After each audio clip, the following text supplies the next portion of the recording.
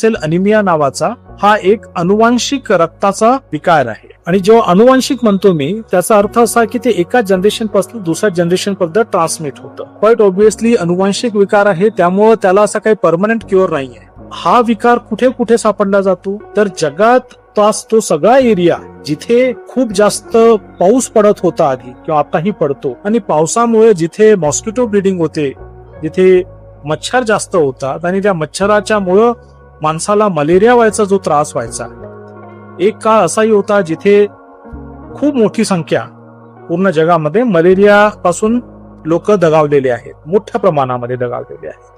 1000 वर्ष आधी म्हणा, 2000 वर्षांआधी म्हणा, ज्या ह्युमन इव्होल्युशन मध्ये, तर मलेरियाला सिकल सेल अनिमिया हा एक इव्होल्युशनरी रिस्पॉन्स होता.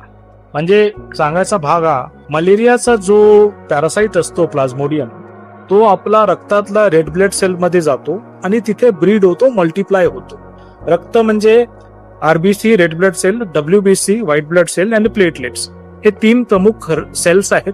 आणि त्याच्या व्यतिरिक्त जो लिक्विड पार्ट आहे त्याला आपण प्लाझ्मा म्हणतो. आणि या तिन्ही जे सेल्स आहेत रक्तातले, त्यांचे वेगळे वेगळे कार्य आहेत. सर्वात महत्वाचं कार्य, जसं रेड ब्लड सेलचं कार्य काय आहे, रेड ब्लड सेल जो गोल शेपचा असतो त्याच्या आतमध्ये हिमोग्लोबिन नावाचं प्रोटीन असतं.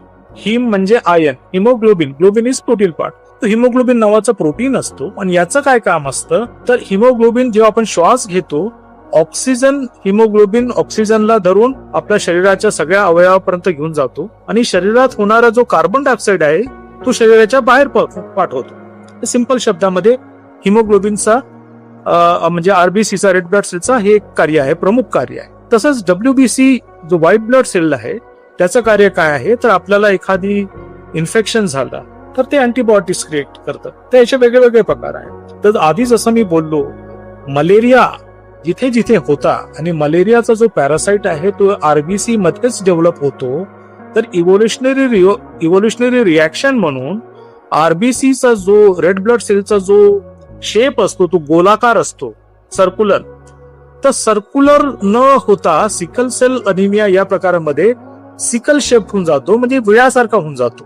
सिकल म्हणजे विळा. तर रेड ब्लड सेल हा गोल न राहता विळाच्या शेपचा होऊन जातो.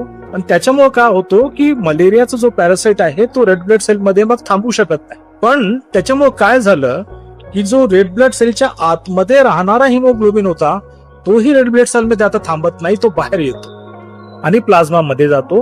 आणि त्याच्यामुळे त्याची कॅपॅसिटी ऑक्सिजन घेऊन जायची आणि कार्बन डायऑक्साईड घेऊन जायची बाहेर ती संपते.